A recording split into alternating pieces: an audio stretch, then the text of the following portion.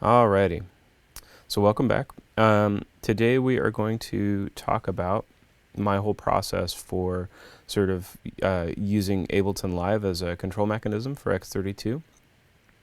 As you know, x32 is built around an OSC framework, so it does make it very easy to control it with various theatrical devices and vice versa, use it for control mechanism. And one of the things that I have sort of done is I've created this sort of large Ableton session that has control mechanisms for all kinds of things: faders, mutes, pans, EQ changes, compressor adjustments per channel. So we've got all of these things that are mapped out. And I'm just going to show you sort of the process start to finish, what actually needs to happen there in order to get those things mapped, so that Ableton is able to communicate with x32, and x32 can appropriately also make changes to Ableton, because we will need both. So I've created sort of a demo session. We're going to start from scratch. Don't save.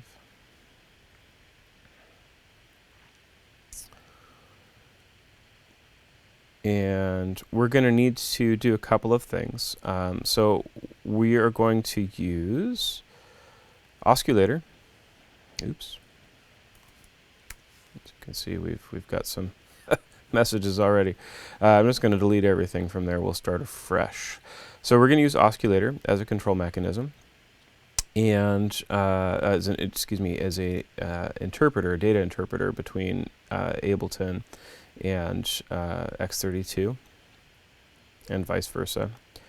And then in order to do that, what we need to be able to do is to have Ableton communicate with Osculator using MIDI, because MIDI is obviously mappable to quite a lot of things in Ableton.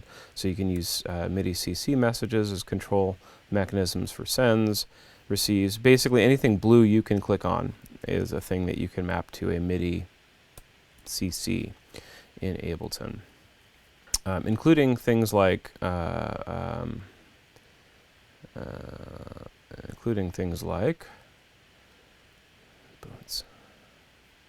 just gonna mute this auto record.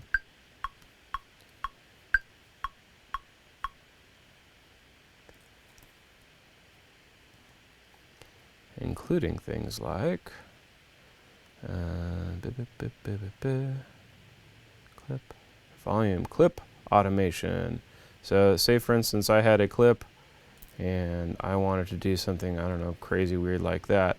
I could then map that clip automation parameter to a MIDI trigger, and use that for some kind of OSC command or what have you. Let's just get that out of there, because I don't really want any of that business.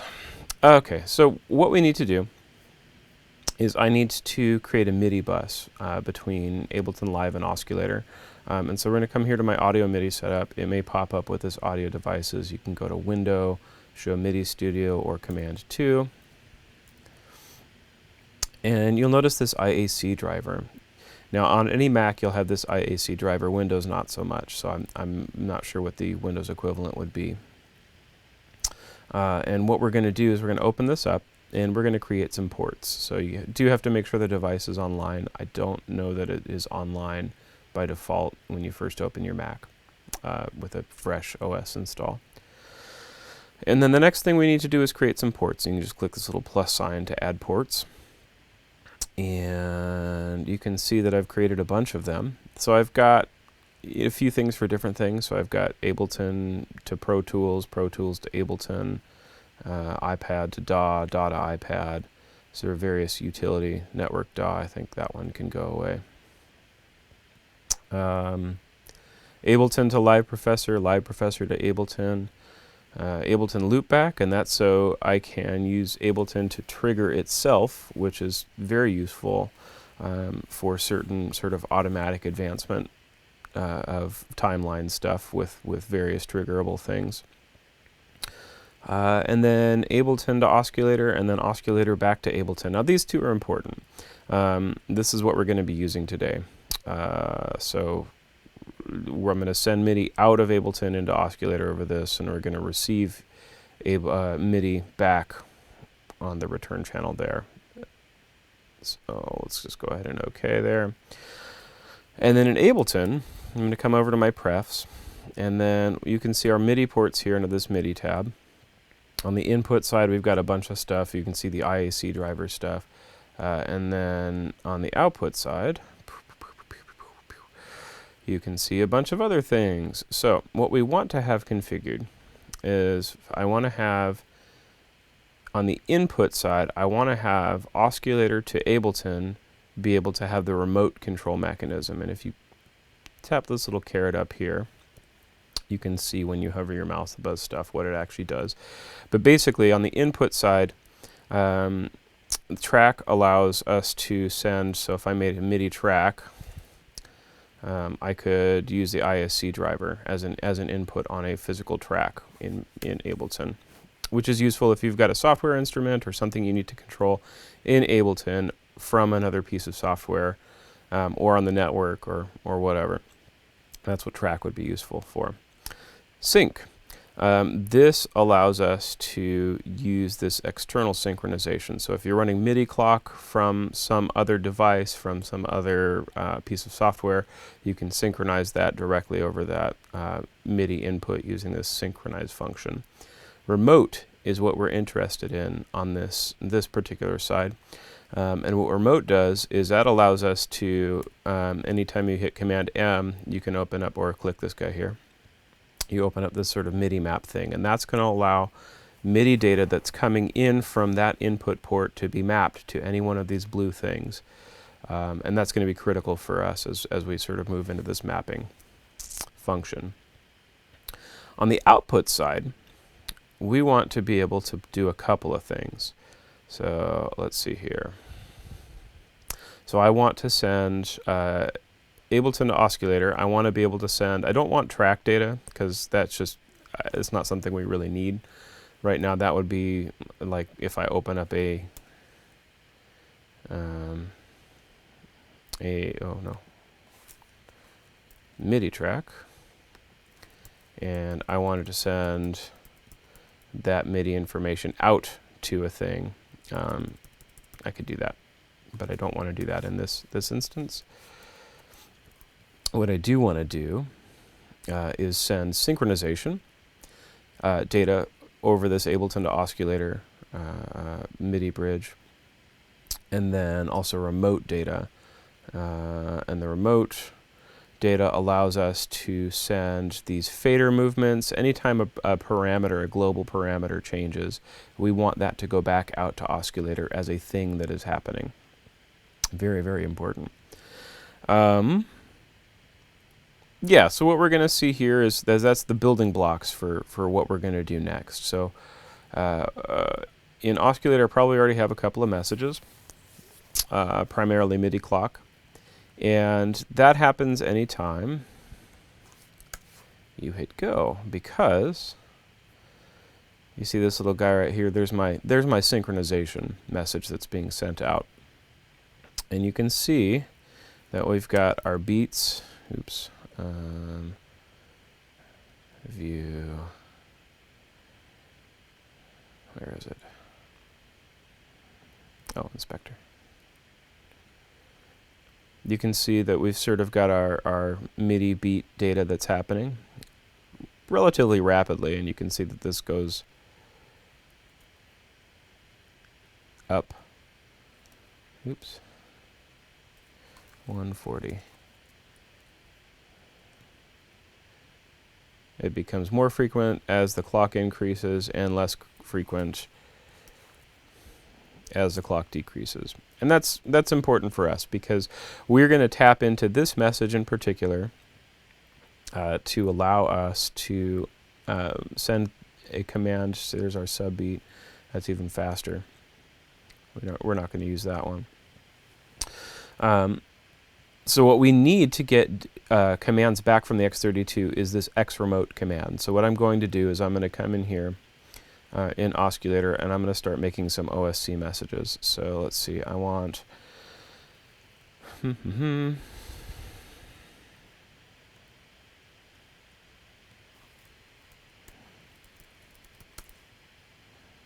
a destination. Now in this case, our destination, and you can make the default D whatever, I'm going to leave it as default D for right now. We also have to put a target in there. So I'm going to double tap in here, and I'm going to type in 10.0.1.1112, and that is the x32 console, and I believe it's 10023 is the port number. Let's just save this as demo, and I can have a look at the other one real quick. 17.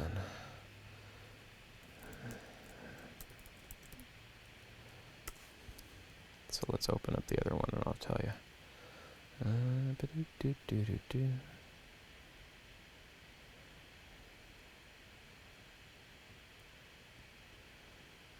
Yep, 10023.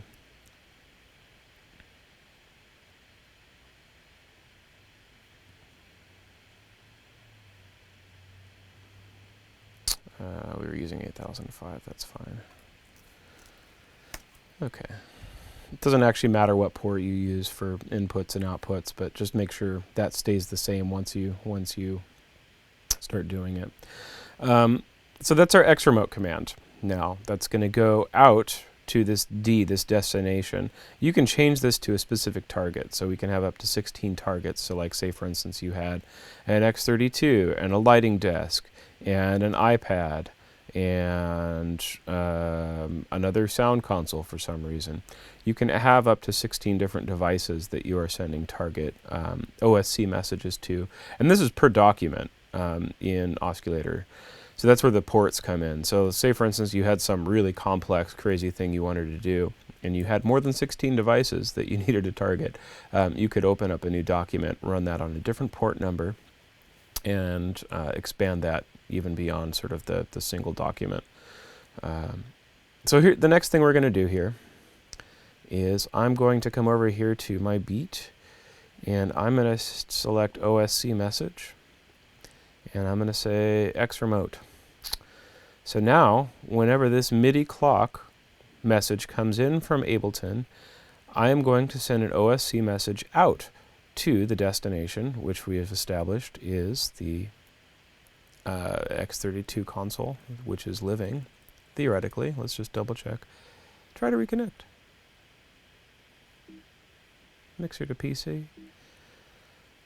Always mixer to PC unless you want to blow out your show.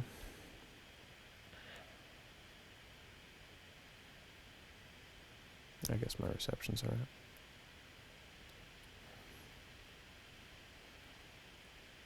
Alright, well, let's let that think about it for a second. We'll talk about some other stuff.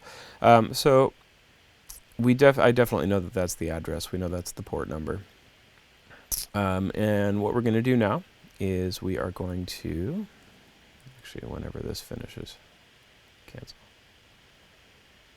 Are we actually connected? Oh, we're connected. All right. Yeah, 10.0.1.112. So whatever that destination, whatever your destination is, that's going to be your x32 console address. And then at this port number, this is the port at which x32 responds to OSC commands. So now that we have that basic thing established, I'm going to come in here and I'm going to hit go in Ableton. And now let's have a look in Osculator. What happens? Let's come in here. It's not going. What did we do? What did we do? Devices. Oh! All right.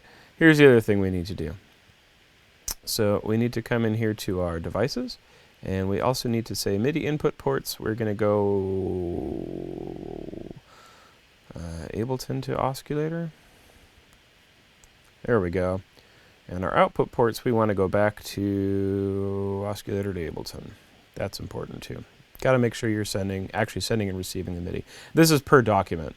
I must have checked those before we closed it. All right, so now we're receiving that beat. There we go. And we are sending X remote out to X32. Now theoretically, if I move a fader, we should start seeing return messages coming in from X32. There we go. There we go. And you're going to go ahead and do that for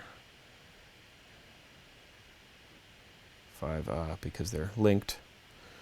Every one of your faders on your X32, so on and so forth.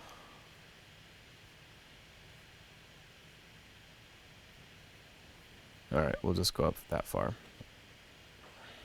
So now I have in my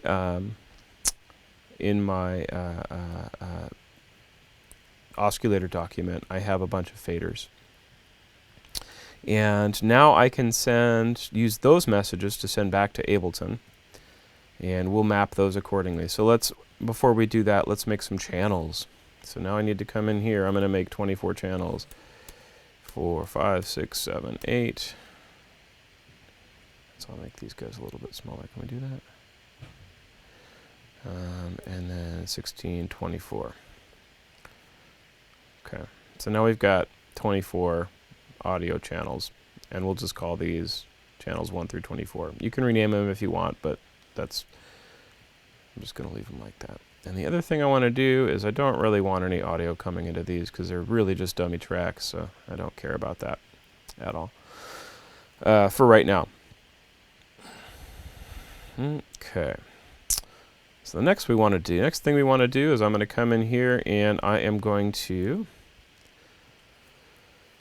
select these guys all here, and I'm going to make an event type, MIDI CC. And I'm going to start at channel 16, and believe you me, we are going to burn through these like you wouldn't believe. Now I'm going to hold down Option, and I'm going to start at, I think 119, I think 120 through 127. There's some special characters in there that conflict with, what did we do? All right, whatever. We'll start at 1. Because it doesn't do reverse order. Come in. Let's start actually 0. Start at 0. All right, so we've got 0 through 23. And then we can go in here to Ableton. And let's just make this window smaller. I'm going to activate my MIDI mapping. And I'm doing this in X32 Edit just so you can see this, but it is way easier if I have my iPad out. So I'm going to click this guy. And I'm going to move channel 1. And I'm going to click this guy. I'm going to move channel 2. I'm going to click this guy. I'm going to move channel 3. Click that guy. Move channel 4. Click that guy. Move channel 5. Oh, we got 5 and 6. Whatevs. So you may have to unlink a bunch of stuff to get your full console mapped. You may get weird messages otherwise. Like this is probably going to be 3. Yeah, so that's 4 and 5. It actually just went to 5 because both were moving. All right, and you'll see that now, as long as my clock is moving, oh, I have everything selected. So let's deselect some tracks because they were all selected. That was actually a great way to show you that you can see that in fact I've got the mapping going in both directions now. So there's Ableton and there is X32. If you do it in this way, by first adding these messages, then mapping them to Ableton, and then moving the Ableton faders, then you'll see that we have the CC messages automatically back map. Otherwise, if you have to do this manually, this is a pain in the butt. This sort of return communication to X32. So it does actually make a lot of sense to sort of map things into Ableton, and then Ableton will return these CC values. All right, and that's the basic function. So now we've got faders mapped, and then the next thing we can do is pans. Why am I not seeing my pans? So audio to master. Oh, there's my pans. So the next thing I can do is the same thing for pans. So if I come in here to, I forget where, mixer, there we go. Fader 1, fader 2, fader 3, fader 4, fader 5, fader 6, fader 7, fader 8, 9, fader 10, and you get the general idea. So I'm guessing that we're going to have a lot more messages in here. Great. So here's where it gets a little bit more complicated. Now we've got fader pan, fader pan, fader pan, fader pan. You can see that these things are going to divide by channel. For me, in order to keep things sort of less complicated, because this is going to get real complicated real fast, I'm going to filter my messages. So now I want /mix/pan. And then the next thing I'm going to do, let's see where our MIDI CCs left off. We went through 24, 23. So we'll call these, I wouldn't do this. What I would do is channels 1 through 32. So we'll actually call this 0 through 31. So pans will start at 33 on channel 16. So we'll say pan. And we're going to say MIDI message. Channel, oh no, MIDI CC, channel 16, and we'll call you 31 through 40. All right, so we'll go channel 1 through 10 real quick and map those guys out. Map 1, map 2,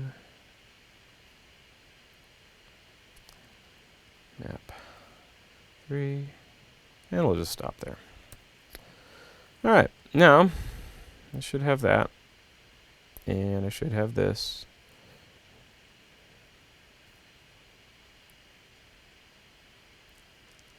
Yep, so we've got both directions. Yep, and that's that. So you basically are going to go through and do that for everything on the console. So that means all of your sends per channel. You can also do send status. You can do EQs. You can do dynamics. You can do gate stuff. Any kind of config message. Literally every message on x32 is an OSC command of some kind. And there's a whole spec document for that that I think is referenced in one of my previous videos. So I'm just going to save these real quick, and I'm going to quit out of here, and let's open up. Let me just show you that other document the full-sized one. And in Osculator, once that opens,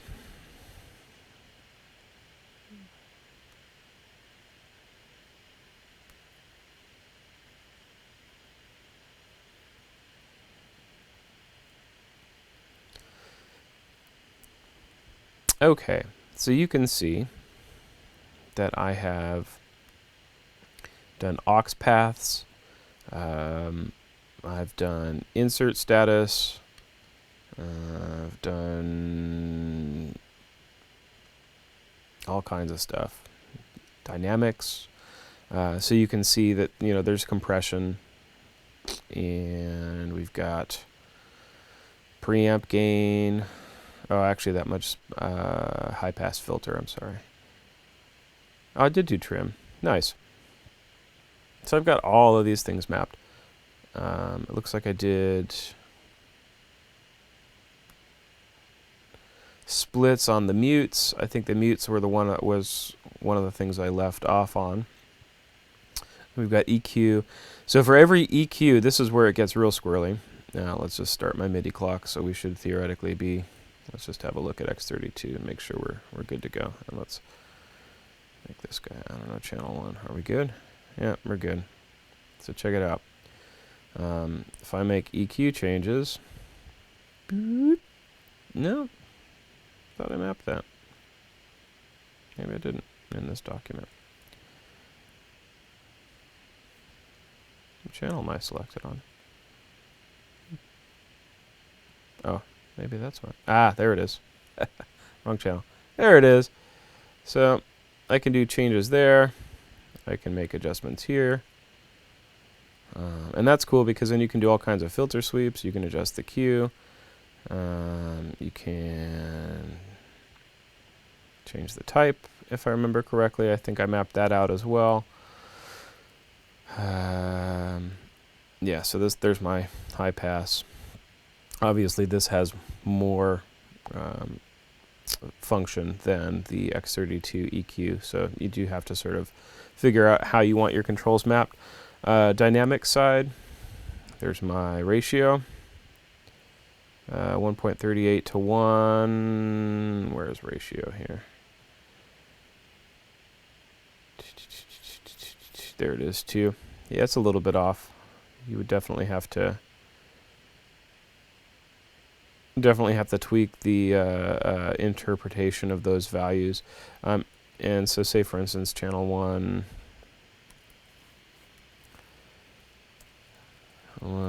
dyne, ratio. If you hit this little flippy do, you can do all kinds of scaling. So ratio, for instance, I went 0 to 11. And that got me pretty close, but you're going to have some slight variations, I think, no matter what you do. Oh, yeah, that's right, because I think x32 has 11 steps. So this infinity to 1, this sort of fine amount in Ableton Live, actually, if you look on this guy, it just has 11 indentations for all the way up and down, as opposed to this much finer amount that you can do in Ableton. So there's my attack, there's my release. So you can see 3 seconds is actually 4,000 milliseconds. It's basically, I've defined these as 100% of whatever is in x32, 100% all the way down to 0% for those rotary values. So just do be aware. Oh, I even have my dry wet in there, and yeah, just do be aware that those values won't necessarily correspond. And I think I have my sends set up as well. Oh yes, so I didn't do all of my sends, and as you can see, I think I'm running pretty low on leftover CCs for Ableton. I think I got down all the way down to channel like 5. Channel 5, 4, 3, 2, 1. So I've got 127 times 4 more values that I can map. So maybe at some point I will do the rest of these sort of sends, returns. I didn't really need them for my show.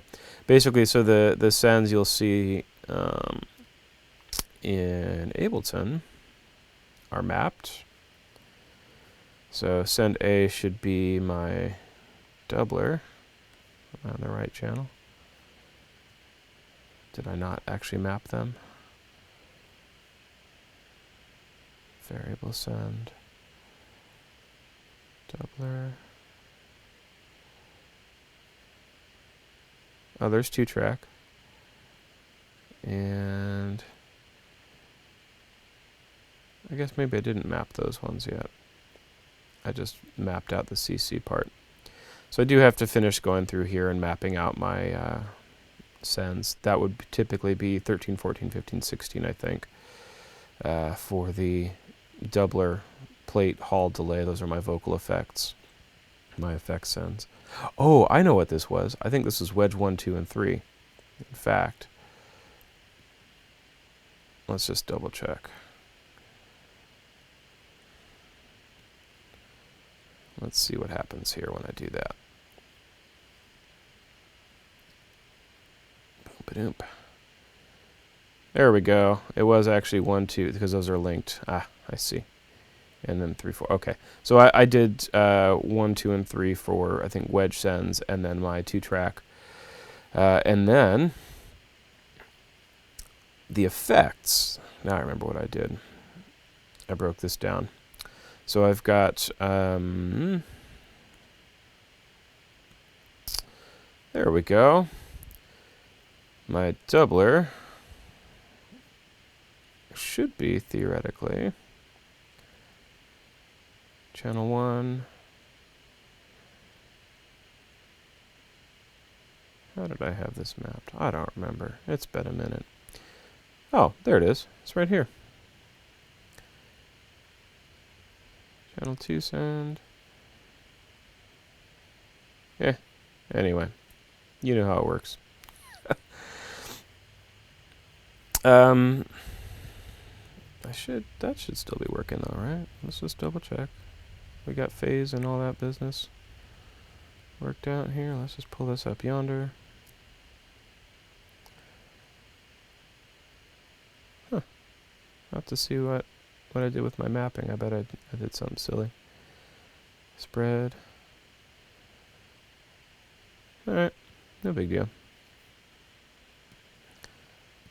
I will have to remap my effects. I don't, something weird happened there.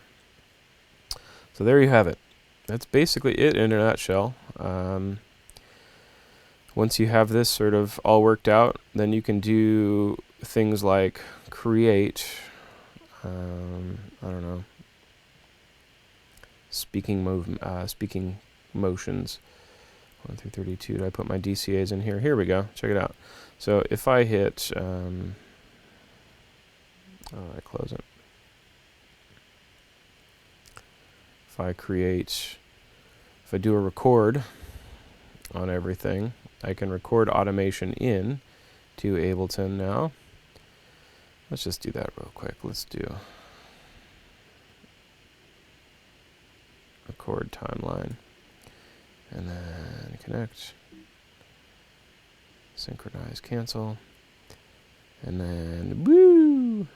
There's automation there, automation there, automation there, automation there, a little bit of you, and that for some reason. And let's do like one of those. All right. Now in Ableton, I've just added a layer of automation that I can now play back on x32. So let's see what happens.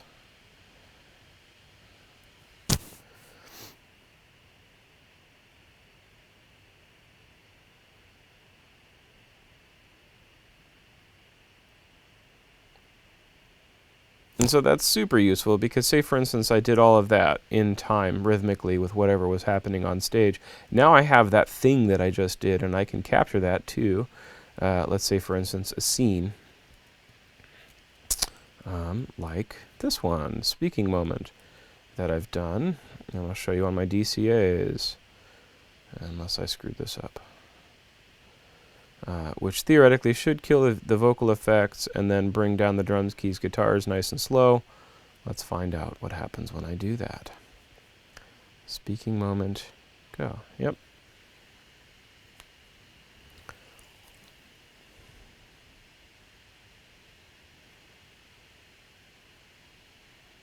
All right. There's that. And then my end speaking moment. Oh, maybe I deleted it. Yeah, I must have deleted it. So you get the idea.